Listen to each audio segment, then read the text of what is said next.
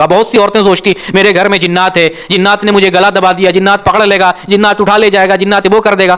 جنات کے مار سے، ڈر سے اتنا لوگ پریشان ہوتے ہیں. جنات عبادتوں سے دور کر رہا ہے، شیطان ہمیں عبادتوں سے دور کر رہا ہے، اس کی کسی کو فکر نہیں ہوتی ہے. اگر آدمی یہ خیال کرے کہ شیطان ہمیں عبادت سے دور نہ کر سکے تو شیطان کے شر سے بھی محفوظ رہے گا. لیکن آدمی اس کی فکر نہیں کرتا کہ شیطان ہمیں برائی کی طرف لے جا رہا ہے، اس کی فکر نہیں کرتا. کس کی فکر کرتا ہے؟ کہیں شیطان ہماری گٹیا نہ دبا دے، کہیں شیطان ہمارے جو ہے سینے پر نہ بیٹھ جائے، کہیں شیطان ہمیں جو ہے ہمیں پریشان نہ کرے.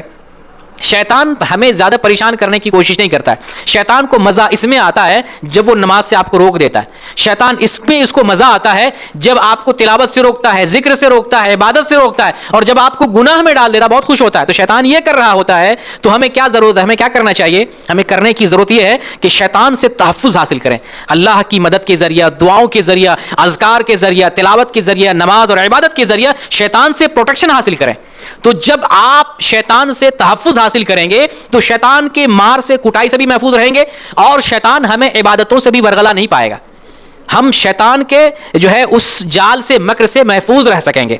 شیطان ہمیں طرح طرح سے ورغلانے کی کوشش کرتا ہے. تو میں یہاں پر یہ جو ہے ایک نصیحت کرنا چاہوں گا، جو لوگ شیطان سے ڈرتے ہیں اور ہمیشہ جو ہے آسیب کی شکایت کر رہے ہوتے ہیں، باباؤں کے پاس جاتے ہیں، عاملوں کے پاس جاتے ہیں اور تعویذ لکھنے اور جو ہے نہ جانے کتنا پیسہ خرچ کرتے ہیں اور کہاں کہاں جاتے ہیں، ایسی صورت میں میں نصیحت کرنے کی کوشش کروں گا کہ آپ 8 مقامات پر ذکر کا التزام کریں تو شیطان سے تحفظ حاصل ہوگا. ایک تو 5 وقت کی نماز ادا کریں ہی، اس میں ناغہ نہ کریں.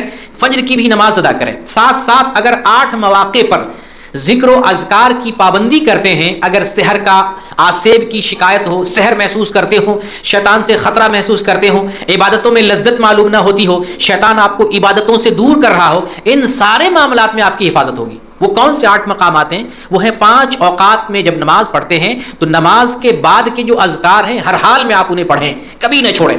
اگر جلد بازی ہو تب بھی نہ چھوڑیں. مسجد سے اٹھ کے جانا پڑے، جیسے کوئی کام ہے، کمپنی کا کام ہے، کہیں جانا ہے، تو تب بھی آپ مسجد سے نکلتے ہوئے آپ ذکر کرتے ہوئے نکلیں.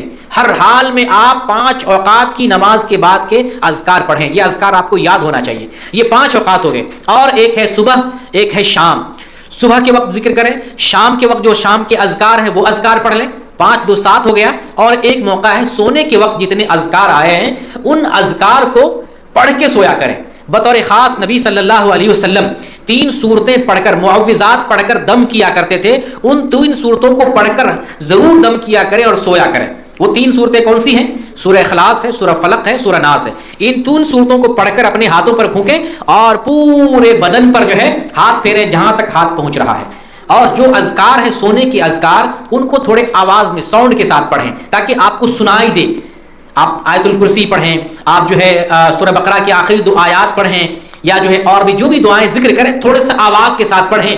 اگر اس کو آپ معمول بناتے ہیں، یقین جانیں اگر سحر کا مسئلہ ہوگا وہ ختم ہو جائے گا، شیطان کا مسئلہ ہوگا ختم ہوگا. عبادتوں کے اندر مسائل پیدا ہوں گے. نماز کے اندر شیطان جو ہے خیالات ڈالتا ہے، آپ وضو کرتے ہیں اور پھر وسوسے میں مبتلا ہوتے ہیں، نماز میں ہوتے ہیں وسوسے میں مبتلا ہوتے ہیں، آپ جو ہے عبادت میں ہوتے ہیں وسوسے. یہ سارے مسائل ختم ہو جائیں گے. 8 مواقع پر ذکر کا التزام کریں.